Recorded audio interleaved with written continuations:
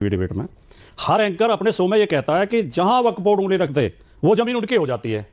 ये इतनी हास्यास्पद बात है और इतनी अविश्वसनीय बात है। 1,45,886 केसेस हैं जो पुलिस स्टेशन में गए हैं और सिर्फ कंप्लेंट की तरह रजिस्टर हुए हैं, उन पे एफआईआर तक नहीं हुई क्योंकि ये बोला गया कि आप वापस वक्फ पे जाइए। नंबर दे रहा हूं भाटी जी, सिर्फ उत्तर प्रदेश में नहीं भाटी जी, अब सुन लीजिए। आपने कहा भ्रम फैलाया जा रहा है, भ्रम फैलाया जा रहा है। जिनके घरों पे भाटी जी, बस सोचिए कोई एक्स आदमी आए और ये बोले कि भाटी जी जिस घर में आप 3 पीढ़ियों से रह रहे हैं वो घर वक्फ का है। ये तो भाटी जी आपने कभी उनको नहीं बोला, अजमल साहब को, बरेलवी साहब को, कि ये क्या मजाक है, आप ये क्या टिप्पणी देते हैं। आपको मेरी टिप्पणी हास्यास्पद लग गई?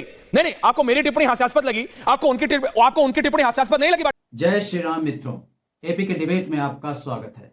अगर आप भारत की सभ्यता और संस्कृति में प्रेम रखते हैं तो आप सही चैनल पर हैं, क्योंकि हम आपके लिए ऐसे डिबेट्स ढूंढ करके लाते हैं जो हर देश प्रेमी को अच्छा लगता है। तो आइए ये डिबेट देखते हैं। और हाँ, अगर चैनल पे नए हैं तो प्लीज चैनल को लाइक करें, शेयर करें, सब्सक्राइब करें। धन्यवाद। चालू करो बे। तो चलिए शुरू कर।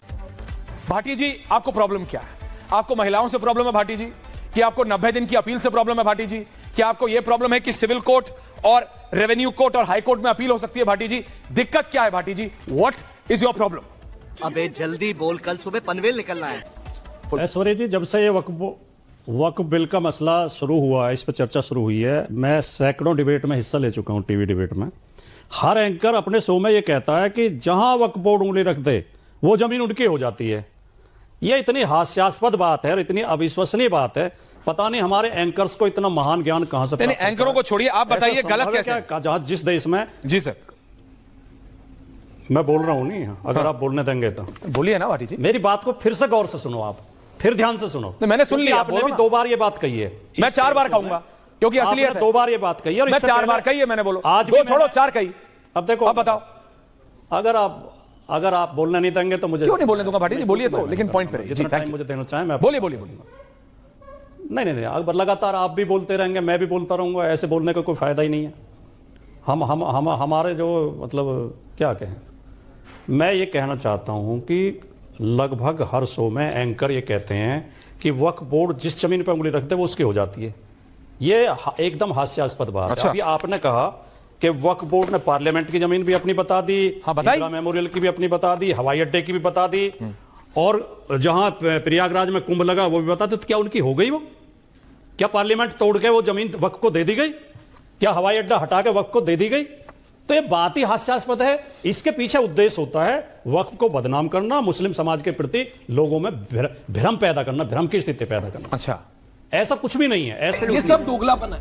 दूसरी बात, देखिए, जिस देश के प्रधानमंत्री की सरकार में एक भी मुसलमान मंत्री न हो, जो पार्टी एक भी मुसलमान को टिकट न देती हो, जो प्रधानमंत्री चुनाव में खुलेआम यह ऐलान करता हो कि अगर हम चुनाव हार गए तो मुसलमान तुम्हारे घर में घुस जाएंगे, तुम्हारे मंगलसूत्र छीन लेंगे, तुम्हारी भैंस छीन लेंगे, तुम्हारे 4 कमरे के मकान में से 2 कमरे छीन लेंगे, उस पार्टी पे अल्पसंख्यक समुदाय को भरोसा नहीं है। उस पार्टी की नियत पे संदेह होता है।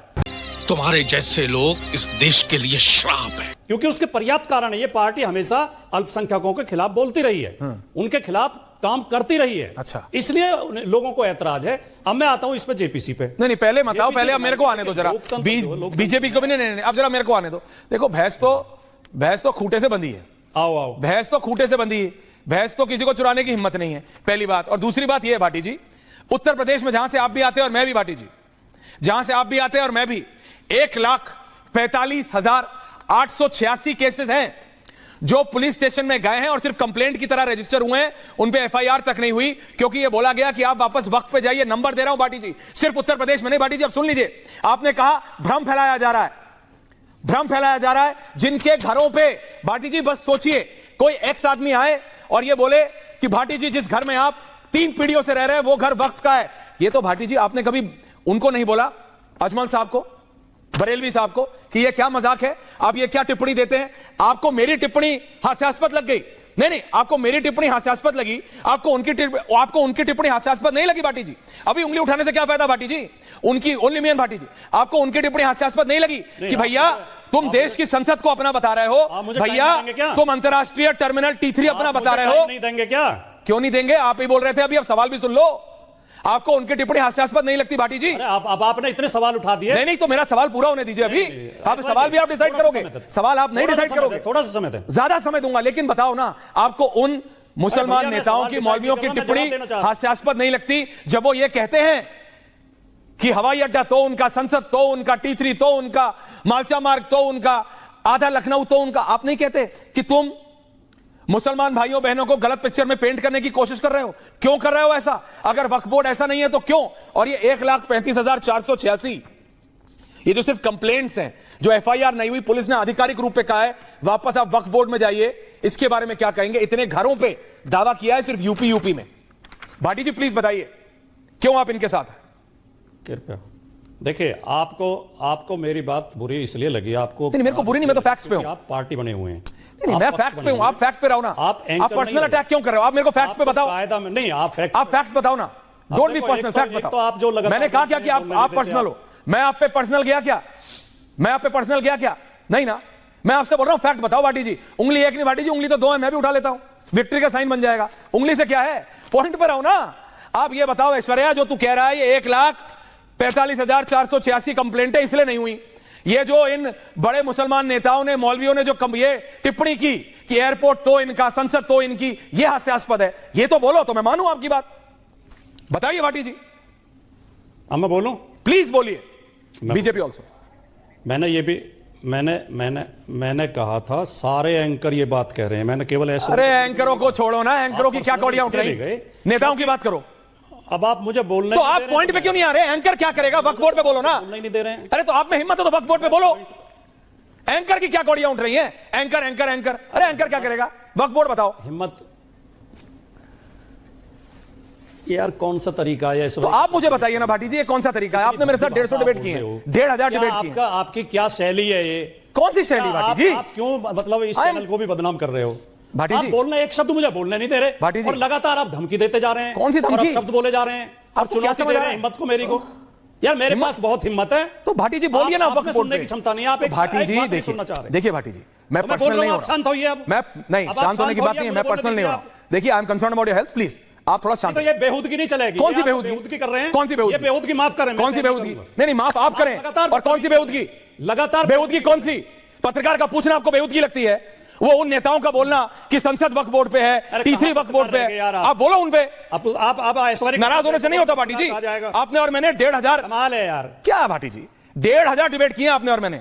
आप हमेशा पॉइंट पे बोलते हैं, आज पता नहीं क्यों नहीं बोल रहे। मुझे बोलने का टाइम बोलिए, एवरीवन ऑन एयर। नहीं, मुझे बोलने का टाइम देंगे आप? मुझे बोलने का टाइम देंगे आप? बोलो ना गुरुजी। कितना टाइम दे रहे हैं आप, ये बताओ, बीच में नहीं बोलोगे। नहीं, टाइम वेस्ट मत बोलिए ना, टाइम इज योर्स। बोलिए। सेकंड आप मुझे दोगे, लेकिन आ रहा हूं, प्लीज रिलैक्स, हम कमिंग। बोलिए ना, बोलिए। और इस तरह की बेहूदगी करोगे तो मुझे जरूरत नहीं है बोलने की। भाटी जी, जरूरत मुझे भी नहीं है बेहूदगी। देखिए, मैं आपकी इज्जत करता हूं, क्योंकि आप एक समय बहुत सीनियर पत्रकार थे। आई रिस्पेक्ट यू भाटी जी। ये बेहूदगी जैसे शब्द आप भी इस्तेमाल कर सकते हो, मैं नहीं करता हूं। मैंने आपसे कहा पत्रकारों पे सवाल उठाने से पहले उन नेताओं से भी पूछो ना जो ये टिप्पणियां देते हैं, इसमें कौन सी बेहूदगी हो गई, असलियत है। आपने कहा मजाक करते हो, उंगली उठा दी, घर उनके हो गए। 1,35,000 कंप्लेंटें सिर्फ यूपी में। जी बोलिए राधिका जी, आ रहा हूं। बोलने दोगे तो बोलूं, अगर नहीं बोलने दोगे मैं अभी चुप ही रहूंगा, मैं बिल्कुल नहीं बोलूंगा, एक शब्द नहीं बोलूंगा। आपने कहा कि मैं पर्सनल हो गया, मैंने आपके ऊपर व्यक्तिगत आरोप लगाया। मैंने बिल्कुल भी व्यक्तिगत नहीं लगाया। मैंने कहा सारे एंकर ये कहते हैं, मैंने ये नहीं कहा ऐश्वर्या कपूर कहते हैं। मुझे उससे फर्क नहीं पड़ा, टॉपिक पे आओ। सारे एंकर, पता नहीं उन्हें कहां से ये जानकारी मिलती है, इतनी भ्रम पैदा करने वाली बात। अरे पहले वो बात तो क्लियर हो जाए। ऐसा हो सकता है कि जहां उंगली रख देंगे जमीन उनकी हो जाएगी, पहली बात। दूसरी बात, ये पार्टी क्योंकि न मुसलमानों को टिकट देती है, न मुसलमानों को मंत्री बनाती है, और मुसलमानों के खिलाफ चुनाव में प्रधानमंत्री खुल के नफरत फैलाते हैं, इसलिए मुसलमानों को संदेह है कि ये जो अमेंडमेंट लेके आ रहे हैं ये हमारे नुकसान में लेके आ रहे हैं। फिर इसमें एक प्रावधान, इसमें 44 संशोधन पार्टी लेके आ रही है। उन 44 में कई आपत्तिजनक संशोधन है। जैसे एक संशोधन यह है कि इसमें गैर मुस्लिम भी सदस्य होंगे वक्फ बोर्ड में। जब प्रॉपर्टी मुसलमानों की है, मुसलमानों ने डोनेट की है, उनके हित के लिए है, और हमारा संविधान यह इजाजत देता है कि विचार, अभिव्यक्ति, धर्म, उपासना की स्वतंत्रता और अल्पसंख्यक समुदाय को अपने प्रॉपर्टी और अपनी शिक्षण संस्थाएं चलाने के अधिकार होगा, मैनेजमेंट कर सकते हैं अपनी प्रॉपर्टी का। तो उसमें इंटरफेयर क्यों कर रहे हैं, इसलिए आपत्ति है। अब आप उसे राजनीतिक रंग दे रहे हैं और ये कह रहे हैं कि विपक्ष गलत तरीके से उसे आरोप लगा रहा है या विपक्ष को दिक्कत है। विपक्ष को दिक्कत इसलिए है कि देश लोकतंत्र से चलेगा। जब जेपीसी बनाई है तो जेपीसी में जो जिन्होंने आपत्ति की है सदस्यों ने, जो उन्होंने जो उनका डिसेंट नोट है, आपके ज्ञान का थैंक यू, सहमतियां हैं, उन्हें क्यों हटा दिया गया रिपोर्ट से? आपके ज्ञान का थैंक यू। भाटी जी को क्यों ऑनर नहीं है? भाटी जी, भाटी जी क्यों ऑनर? रखो 5 लोग। भाटी जी, इससे पहले मैं बीजेपी के प्रवक्ता के पास जाऊं, 10 सेकंड दे दूं थोड़ा सा। मेरा सवाल सिर्फ इतना था, पत्रकार कोई भी हो, मैं हूं कोई भी हो, आप भी एक समय रहे हो नेता, आपसे आपकी भी आलोचना करते होंगे जब आप अपने एडिटोरियल लिखते होंगे, मेरे को पूरी उम्मीद है कि आप बटरिंग वाले कभी नहीं लिखते होंगे, आई नो यू। लेकिन मैं आपसे ये कह रहा हूं भाटी जी, आपने उस पर क्यों नहीं बोला कि वो नेता, वो मुस्लिम मौलाना और नेता जिन्होंने ये बात कही कि संसद वक्फ की जमीन पे बनी है, वो हास्यास्पद नहीं है आपके अनुसार? वो नेता जिसने ये कहा कि T3 देश का इंटरनेशनल हवाई अड्डा दिल्ली का वक्फ बोर्ड पे बना है, वो हास्यास्पद नहीं है आपके लिए? जिसने कहा कि कुंभ वक्फ की जमीन पर हो रहा है, वो हास्यास्पद नहीं है आपके लिए? पत्रकार ने सवाल पूछ लिया, पत्रकार हास्यास्पद भी हो गया, बेहुदा भी हो गया। भाटी जी, आप ऐसे नहीं हो, आप ऐसे नहीं हो। बट वो कौन सी ऐसी चीज है जिसपे आप बिल्कुल अभी नहीं, जिसपे आप अभी नाराज हो गए थे, लेकिन थोड़ी हिम्मत दिखानी पड़ेगी ना आपको भी पूछने के लिए कि भैया ये हास्यास्पद बात तुम लोग क्यों कर रहे हो? क्यों बोल रहे हो कि संसद से लेके एयरपोर्ट से लेके कुंभ वक्फ की जमीन पे हो रहा है? ये लोग हास्यास्पद की बात कर रहे हैं। अगर इन्होंने कहा नहीं होता तो क्या ऐश्वर्या कपूर और क्या कोई और बोल पाता? ये नहीं बोल पाता। ये बोलेंगे ऐसी बात और आप बोलोगे तुम बोलो मत, ऐश्वर्या तुम मत बोलो, ये गलत है। इट्स जस्ट रॉन्ग भाटी जी। नहीं भाटी जी, इट्स रॉन्ग। इसको आप एक्सप्लेन नहीं कर सकते, इसको आप एक्सप्लेन नहीं कर सकते। अबे किधर है बे? Cut it.